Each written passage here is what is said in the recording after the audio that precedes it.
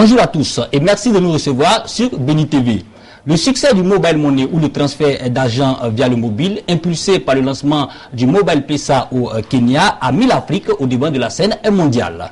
Un peu partout, le mobile money est devenu une habitude pour les Africains. Pour illustrer cette évolution, des données officielles nous indiquent que 44% des adultes en Tanzanie et 38% des adultes au Kenya sont abonnés au service du mobile money. Toutefois, malgré cette effervescence, plusieurs pays d'Asie ou d'Europe ont depuis refait leur retard. Alors, l'Afrique est-elle toujours première dans la course à l'innovation sur ce système?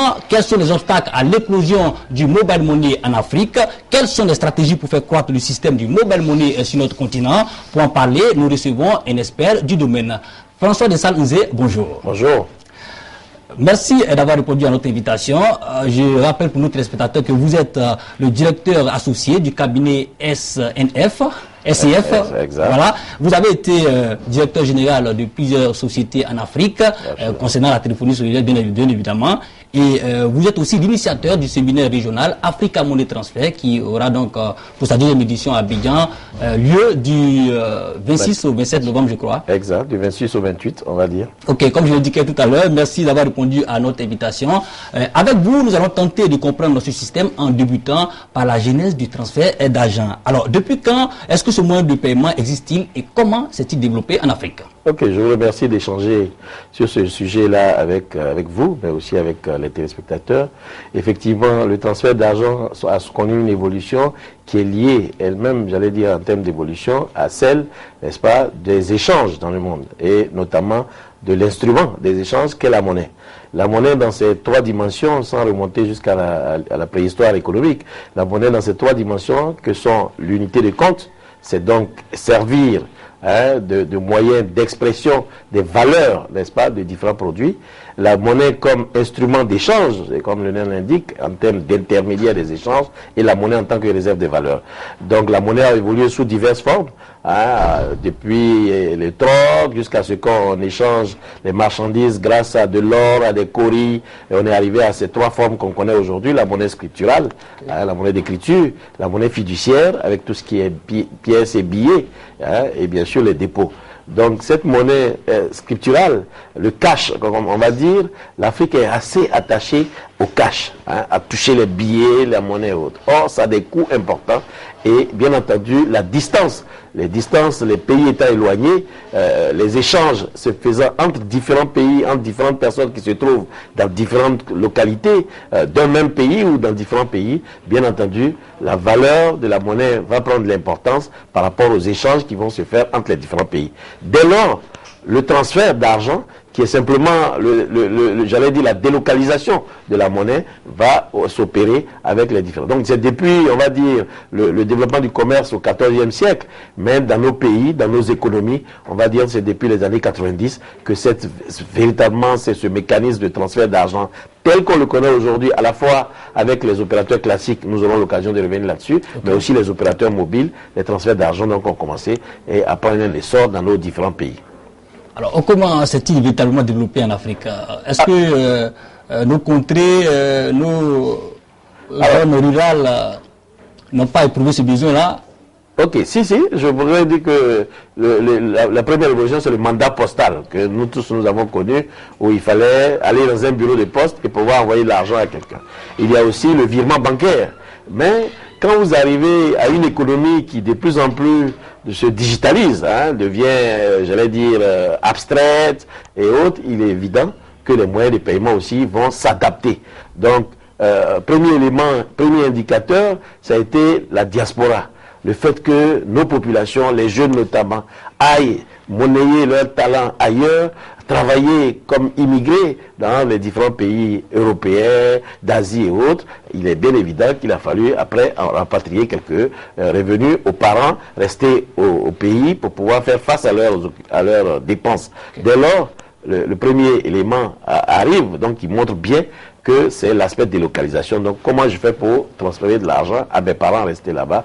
Et c'est donc l'avènement des opérateurs classiques comme Western Union, MoneyGram, pour ne citer que ceux-là. Ok. Alors, qu'est-ce qui explique en matière d'utilisation que ce système, au niveau de ce système, qu'il existe un fossé entre les régions d'Afrique? Aujourd'hui, l'Afrique de l'Est est plus en avant par rapport aux autres parties du continent. Alors, qu'est-ce qui explique cela? Alors, on arrive donc à la deuxième évolution. Je parlais tantôt de la première évolution avec les opérateurs classiques. Okay. Mais maintenant, dans la deuxième évolution, les opérateurs de téléphonie mobile vont se mettre dans la danse. Et c'est parti effectivement de l'Afrique de l'Est avec un certain nombre de facteurs, le Kenya notamment qui est un exemple, avec M-Pesa, hein, Safaricom qui est l'opérateur de téléphonie qui fait pratiquement 40% de ses revenus tirés du mobile money. Yeah. Simplement parce que ce moyen-là s'est trouvé adapté aux habitudes d'abord des Kenyans et aussi il y a eu des facteurs liés aux actions de la Banque centrale, qui a favorisé ces moyens-là. Je vous donne juste un exemple. Au Kenya, comme dans beaucoup de pays pour lesquels le mobile money est très développé, on vous interdit, hein, il est interdit de faire un retrait de plus de 100 000 francs CFA, par exemple, à la banque. Donc, il est évident que, ne pouvant pas faire ce retrait de cash, vous êtes obligé, n'est-ce pas, d'utiliser d'autres moyens qui vont vous permettre de faire. Donc, des facteurs, j'allais dire, réglementaires et des facteurs liés aux habitudes de consommation, nous aurons l'occasion de revenir sur les habitudes des Ivoiriens, vont favoriser l'émergence de cette technologie-là dans ces pays de l'Afrique de l'Est. Ok, à combien peut-on chiffrer aujourd'hui le montant du transfert d'argent en Afrique? Je parle des canaux formels, éventuellement informels. Absolument. Sur les canaux formels, on chiffre cela à des dizaines de milliers de milliards de francs CFA. Hein. Quand on traduit en dollars, c'est des montants aussi relativement respectables pour tous les transferts d'argent, qu'ils soient faits de façon classique par les opérateurs habituels ou par les opérateurs mobiles. Voilà un peu quelques chiffres. Et on peut dire pour la Côte d'Ivoire, si on revient chez nous, pratiquement 300 milliards sont transférés chaque année, partent de notre pays ou arrivent dans notre pays selon les années. On aura une centaine de milliards au-dessus ou en dessous, selon les années, comme je le dis. Ok, au niveau de la Côte d'Ivoire, nous allons revenir juste après. D'abord adoptés par les opérateurs pour se différencier, les services financiers sur le téléphone sont désormais considérés comme une source de revenus à fort potentiel. Aujourd'hui, on est tous d'accord que les banquiers se taillent la part du marché avec les opérateurs. Alors, comment les banquiers perçoivent ce système? Alors, je dois dire que les attitudes des banques sont à deux niveaux, j'allais dire. Le premier niveau, ça a été d'abord un niveau réglementaire. En réalité, en effet, la Banque centrale, prudente et dans ses prérogatives de gardien, n'est-ce pas, de ses flux financiers, a voulu donner d'abord l'autorisation aux banques.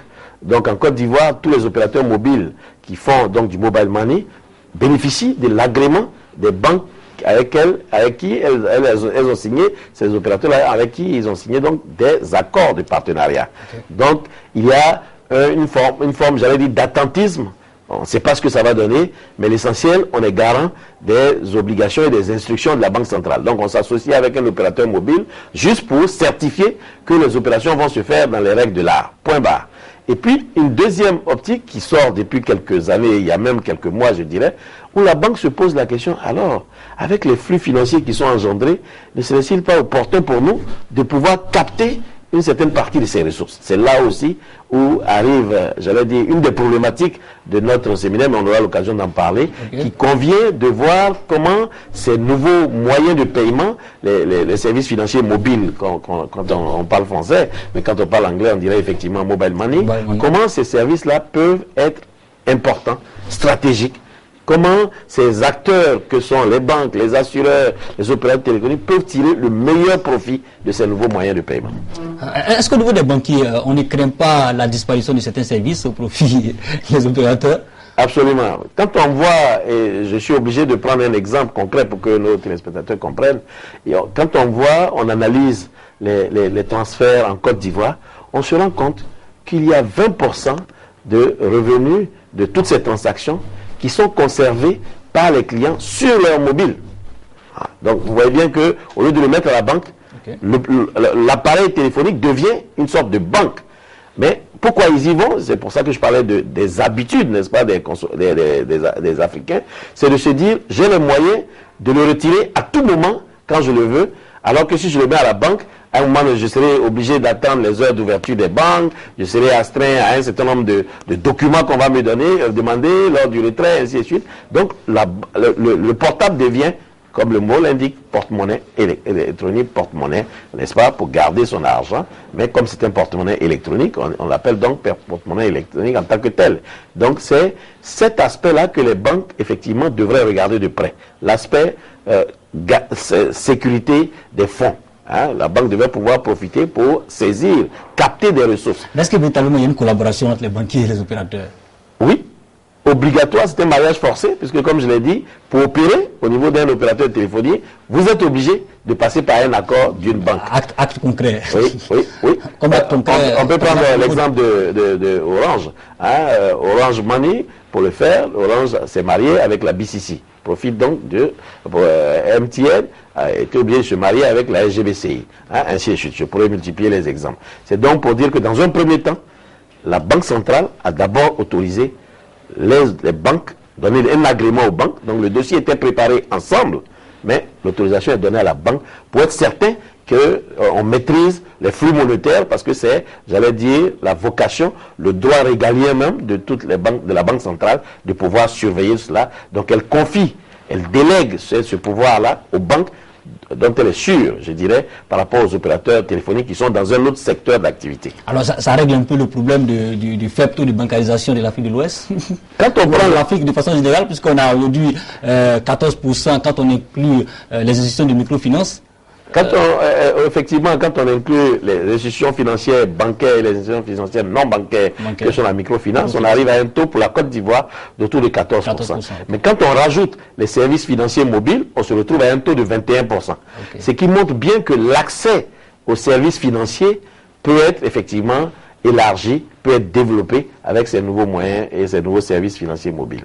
Ok, on va revenir sur le volet contraintes réglementaires. Parmi les facteurs extérieurs aux opérateurs, les contraintes réglementaires sont celles qui pèsent de plus sur le développement de l'agent mobile. On a eu le cas du Nigeria, où la Banque centrale du Nigeria en 2012 a refusé d'agréer les compagnies de téléphonie pour privilégier les banques. Quel est l'état de cette question de façon pratique dans l'UMOA avec la BCAO? Alors, c'est simple. La Banque centrale est gardienne de tous les flux, les billets, les pièces, tous les flux financiers et monétaires dans l'espace économique de l'UMOA. En tant que telle, elle a du mal à céder ce pouvoir-là à des institutions financières qui ne sont pas bancaires ou à des institutions financières et autres. Donc forcément, c'est la banque, elle autorise des banques pour faire donc ce service-là, mais la technologie est certes du côté des télécoms, mais la responsabilité financière vis-à-vis de la Banque centrale, c'est du ressort de la banque. Voilà donc comment les rôles ont été répartis.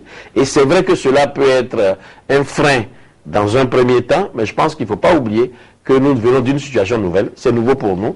Donc il vaut mieux d'abord sécuriser et après, au fur et à mesure, on développe. D'ailleurs, pour votre information, la Banque centrale a agréé 3 autres opérateurs qui ne sont pas des opérateurs, ni opérateurs mobiles, ni opérateurs financiers. Hein, je peux les citer sans faire de publicité, qui sont des intermédiaires qui eux-mêmes ont le droit de faire ces opérations. On appelle ça exactement des opérateurs de transactions électroniques. Hein, ces opérateurs-là, il y a certains qui sont en Côte d'Ivoire pour lesquels les frais de scolarité sont payés via ce système-là. Voilà, ils ne sont ni banques, ni opérateurs mobiles. Donc la Banque centrale fait des efforts pour octroyer 2 à 3 licences à des opérateurs. Il y a, pour ne pas citer celle qui est au Burkina, qui s'appelle Innova, hein, qui effectivement n'est ni une banque, ni une assurance, ni un opérateur télécom. Ok, l'initiative JIM-UMOA est-elle la voie royale pour le développement du mobile banking en Afrique de l'Ouest? Alors, le JIM-UMOA, pour nos téléspectateurs, pour qu'ils comprennent, c'est une institution de la BCAO. Encore une fois, vous voyez bien que la BCAO reste présente en tant que gardienne et régalienne dans ses prérogatives. Donc, concède à JIM-UMOA de mettre en place un certain nombre d'instruments, de produits qui vont permettre effectivement d'accroître ce qu'on appelle l'inclusion bancaire ou d'accroître le taux de bancarisation. Donc ces instruments-là, premier instrument, c'est que vous avez une carte bancaire qui peut marcher dans tous les GAD et les DAB de toutes les banques. Donc déjà, vous voyez qu'il n'y a plus la limite de, à partir du moment où j'ai une carte d'une banque A, il faut forcément que j'aille dans les guichets de la banque A. Avec la carte JIM, je peux aller dans toutes les banques de l'espace UMOA.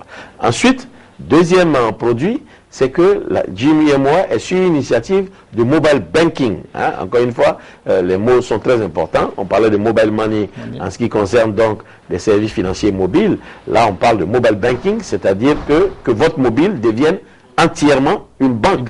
Voilà, donc là c'est une autre phase, et cette phase-là, bien entendu, le Jimmy et moi avance, c'est vrai, mais à quelques années encore avant d'arriver, n'est-ce pas, au mobile banking. La preuve, le projet a pris quand même un certain nombre de retards ou d'années par rapport aux ambitions qui avaient été affichées dès le départ. Donc c'est vrai que les initiatives du JIM peuvent permettre de développer la bancarisation, mais les services financiers mobiles, de par le taux de pénétration du mobile dans nos pays, je vous donne un exemple. En Côte d'Ivoire, quand vous prenez toutes les banques, c'est plus les microfinances, c'est 3 millions de comptes bancaires. Hein? Quand vous prenez la téléphonie mobile, c'est 18 millions de personnes qui sont détenteurs d'une puce.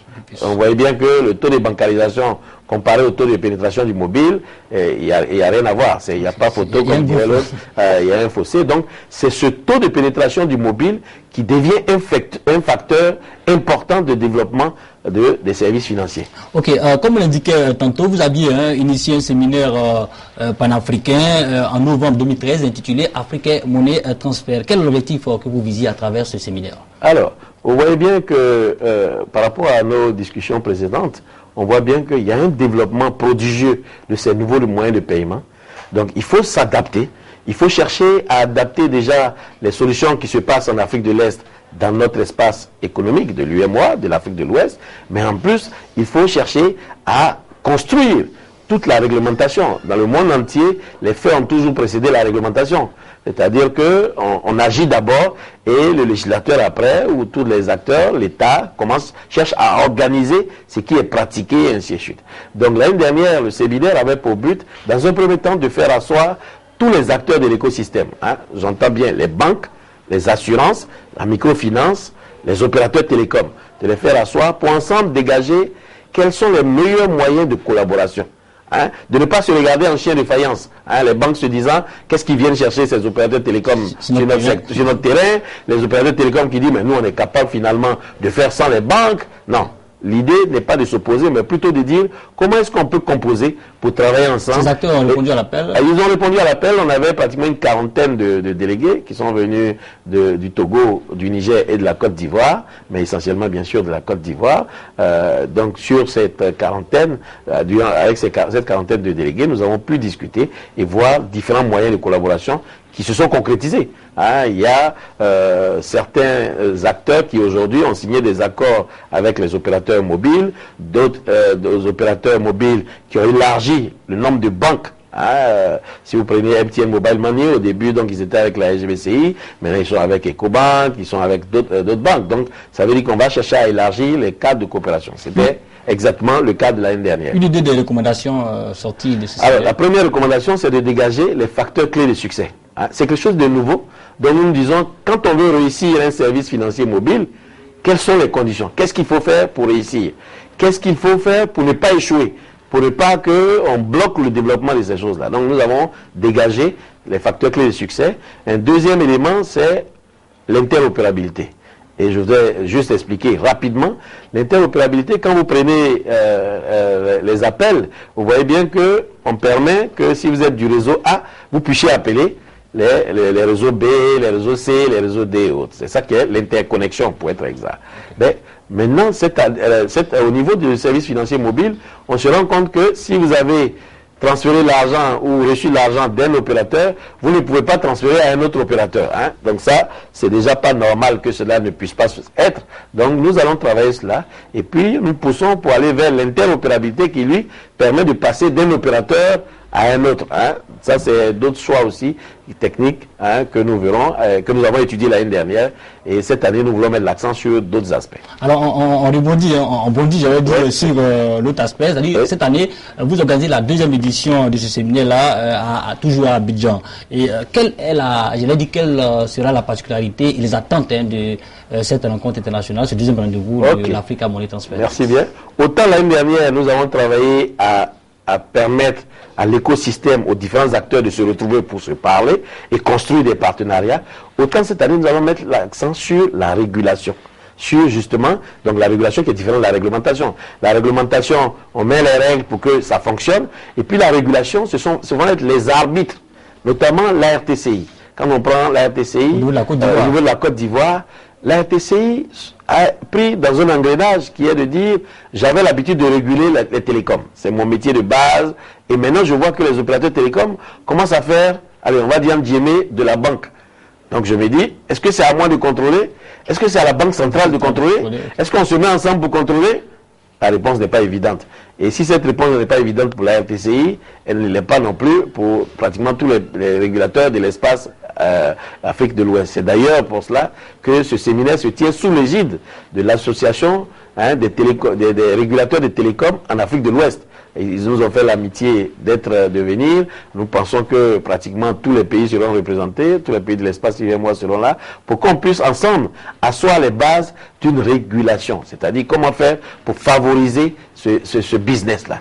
On ne peut pas arrêter ce business-là. Je vous l'ai dit tantôt, en Côte d'Ivoire, 3 millions de comptes bancaires, et rien que les services financiers mobiles, on est à 6 millions. C'est-à-dire 30% des opérateurs des plus, puisque nous avons 18 millions d'abonnés, 30%, le tiers, on est à 6 millions de gens qui ont un compte mobile, alors que nous avons 3 millions seulement qui ont un compte bancaire. Donc, il faut arriver à réguler, parce que cette activité-là prend beaucoup d'importance. Juste pour vous donner encore un autre chiffre, c'est 1200 milliards de francs CFA sur tout ce qui est mobile money en Côte d'Ivoire. C'est-à-dire chaque mois, 100 milliards. Vous imaginez, chaque mois, il y a pratiquement 100 milliards qui sont échangés entre les différentes puces, entre les différents comptes, entre 2 millions de comptes qui sont actifs, sur les 6 millions de comptes qui existent au niveau du mobile money. Cela devient donc une manne financière pour les opérateurs apparemment. On va donc aborder, une autre question. Quand on évoque le sujet du transfert d'argent, la question de la sécurisation et de la traçabilité informatique des opérations est posée. Votre réponse sur cette préoccupation? Alors, c'est réglé, cet aspect est réglé techniquement. En réalité, toute opération qui se passe par SMS, et qui donne le code pour pouvoir retirer ou acheter ou payer une marchandise ou autre via son mobile, toutes ces opérations se retrouvent sur un serveur qu'il est possible de regarder au niveau de l'ordinateur. On dit techniquement qu'il existe une interface web qui permet de transférer des informations sur un ordinateur, qui vous permet donc de voir exactement toutes les opérations. Donc la traçabilité est faite. La sécurité, je prendrai l'exemple, puisque ce serait un des sujets de notre séminaire, c'est-à-dire mobile money et secteur agricole. Vous n'êtes pas sans savoir qu'un président de coopérative agricole s'est fait agresser, et il s'est fait tuer carrément à Soubré, avec 70 millions de francs CFA. Vous imaginez le cash qu'il avait en main. Désormais, vous avez 70 millions sur votre portable. Même si on vous agresse, qu'on prend le portable, la personne n'a aucunement la possibilité d'accéder à ce revenu-là. Donc, le côté sécuritaire est très important avec le mobile, et c'est pour cela que la plupart des acheteurs de produits, les coopératives agricoles, le Conseil Café Cacao, le ministère de l'Agriculture, un certain nombre d'acteurs comme ça nous ont sollicité pour les aider à mettre en place ces nouveaux moyens-là au niveau du secteur agricole. C'est pour ça que nous organisons une table ronde, un panel spécifique sur cette question-là durant notre séminaire. Ok, alors nous passons à la rubrique le projet. Nous présentons 2 projets que vous allez commenter. Absolument. Alors, 9 opérateurs de télécom auraient décidé de s'unir afin de vulgariser et améliorer les services de transfert d'argent en Afrique. Ces géants de la télécommunication africaine du Moyen-Orient semblent avoir été motivés par le programme Mobile Money interopérabilité que vous en parlez tout à l'heure de l'Association mondiale des opérateurs télécoms. Cette interopérabilité entre les 9 opérateurs viserait à identifier les meilleures pratiques de ce secteur afin de les vulgariser, de concevoir les guides de conduite et les procédures également de produire des notes de performance et de support de régulation. Votre avis sur cette volonté? Alors, 3 petits commentaires rapidement là-dessus. Le premier commentaire, c'est qu'il est toujours bon de s'unir, comme on dit, l'union fait la force. Donc c'est bien déjà de s'unir. Cela dit, il y a un cadre réglementaire, un cadre formel qui est le groupement de tous les opérateurs mobiles dans le monde, GSMA, GSM Association, donc qui regroupe et qui justement travaille sur ces nouveaux moyens de paiement. Donc c'est tout à fait normal et à l'honneur de ces 9 opérateurs-là de pouvoir, en dehors du cadre réglementaire, en dehors du cadre formel, pouvoir se mettre ensemble pour essayer de faire évoluer rapidement cette technologie. Deuxième commentaire, c'est cette notion d'interopérabilité dont je parlais tantôt, en disant, vous êtes sur un opérateur, vous voulez transférer l'argent à quelqu'un qui est sur un autre réseau, vous ne pouvez pas. C'est pas normal. Vous pouvez envoyer de l'argent à quelqu'un qui est malade, vous envoyez de votre puce, je dis n'importe quoi, de tel réseau A, il faudrait que quelqu'un qui est sur un réseau B puisse aussi bénéficier de cet argent, que ce ne soit pas uniquement lié, parce que c'est pas ça, justement, je le dis souvent à mes amis opérateurs, pour en avoir été l'un des leurs, que la concurrence ne se fait pas parce qu'on bloque les gens en termes d'exclusivité. Non, ça n'a pas de sens. Au contraire, il faut laisser la liberté et le client choisit en fonction de vos performances, en fonction du service que vous rendez. Donc l'interopérabilité est une notion essentielle. Il faut que, comme pour les appels, nous pouvons appeler quelqu'un de n'importe quel réseau, nous pouvons demain changer de réseau tout en conservant notre numéro, ça s'appelle la portabilité. Toutes ces notions-là ont besoin d'être discutées et agréées au niveau des opérateurs. Donc voilà le dernier commentaire que je voulais faire, c'est de dire que c'est une recommandation de l'association des opérateurs mobiles dans le monde entier, de dire unissez-vous, travaillez ensemble, et donc je trouve que c'est une bonne chose. Ok, le deuxième projet, c'est au Kenya, où Safaricom, un géant que vous connaissez très bien au niveau de la télécommunication, travaille sur le projet de 4 SIM, NFC, la Near Field Communication, ou le paiement sans contact. Un système qui permettra aux citoyens d'utiliser la puce dans leurs terminaux pour régler leurs différents achats, allant des tickets de transport de cinéma au carburant. Un commentaire? Ok, je veux dire que quand on parle de mobile money, c'est vrai que 90% ou 98% des opérations de mobile money aujourd'hui sont du dépôt et du retrait ou du transfert d'argent. Mais le mobile money ne s'arrête pas là. Le mobile money, justement, la deuxième fonction, ça s'appelle l'option marchande, c'est qu'on puisse payer des factures. Et d'ailleurs, en Côte d'Ivoire, CIE SODECI, les factures CIE SODECI, Canal Horizon se payent via Librairie de France. Quand vous allez dans ces différents magasins ou par rapport à ces différentes factures, vous avez la possibilité d'utiliser votre portable pour régler vos factures. Au Kenya, pour acheter un coca, pour acheter un sac de tomates, pour acheter du riz, on utilise donc ce nouveau moyen. Donc, puisqu'il s'agit simplement de transférer l'argent de l'acheteur au vendeur. Donc le transfert d'argent ne doit pas être uniquement où je dépose, je retire ou que je garde ça pour moi. C'est utiliser cela dans le commerce.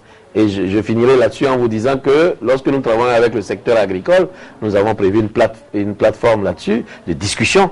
C'est pour que, au-delà du cacao qui va être payé par les grandes compagnies ou les coopératives, d'être payé via mobile money, il faudrait que le paysan, une fois qu'on l'a payé via mobile money, qu'il puisse payer ses médicaments au dépôt sanitaire, qu'il puisse payer sa machette, qu'il puisse payer sa botte avec ce système. Sinon, ça aurait servi à quoi d'avoir payé les coopératives ou les paysans avec une monnaie électronique, mais qui ne leur sert pas pour faire des achats. Donc, c'est une bonne initiative et c'est le développement futur et normal, je dirais, du mobile money.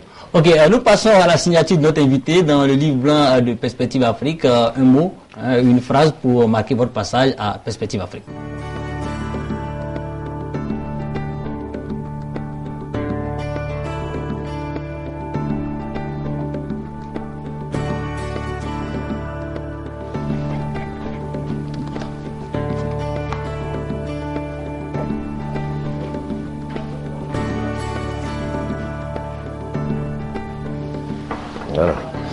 Voilà, Monsieur Nzé, vous allez partager votre réflexion aux téléspectateurs de Béni TV. Alors, je disais, un grand plaisir d'avoir pu échanger à Béni TV et préparer humblement les perspectives Afrique de nos économies et de nos populations. Dieu vous bénisse et longue vie à Béni TV. Ok, merci. Un mot de fin. En tout cas, je voudrais une fois de plus vous remercier de l'opportunité que vous m'avez donnée, n'est-ce pas, d'échanger avec vous, de vulgariser cette notion de mobile money, de services financiers mobiles, des notions qui vont rentrer de plus en plus dans nos vies, dans nos économies. Il faut savoir que ce n'est pas du tout la mode, c'est un développement inexorable de nos économies vers plus de monétique dans les flux financiers que nous allons avoir tout au long de nos vies, dans les actes de tous les jours, recevoir de l'argent, le dépenser, payer sa facture, aller faire son marché. Voilà, tout cela, c'est la vie et c'est ce qui va se passer dans les années à venir. Donc il est bien de pouvoir partager sa passion de ce métier-là, mais aussi de pouvoir montrer que c'est du vécu quotidien dans la vie de nos concitoyens. Ok, merci encore. Ok, merci. Nous sommes au terme de cette émission. Nous avons échangé avec notre invité sur la question du mobile money, le transfert d'argent en Afrique. On retient que ce moyen de paiement a révolutionné les systèmes de transactions financières dans la région et que le mobile money a besoin, n'est-ce pas, d'être réglementé pour faciliter le quotidien des populations de notre continent. Je rappelle que nous étions avec M. François Dessal Nzé. Il est le directeur associé du cabinet SIF. Il a été donc directeur général de plusieurs entreprises de télécommunications en Afrique. Il est aussi l'initiateur du séminaire panafricain Africa Money Transfer qui aura lieu, la deuxième édition, dans quelques jours, du 26 au 27 novembre 2014. Merci d'avoir répondu à notre invitation. C'est moi qui vous remercie. Quant à vous, téléspectateurs, nous vous donnons rendez-vous pour une autre émission de Perspective Afrique, samedi 20h, mercredi 17h25. Sur ce, bonne suite de programme sur BNTV.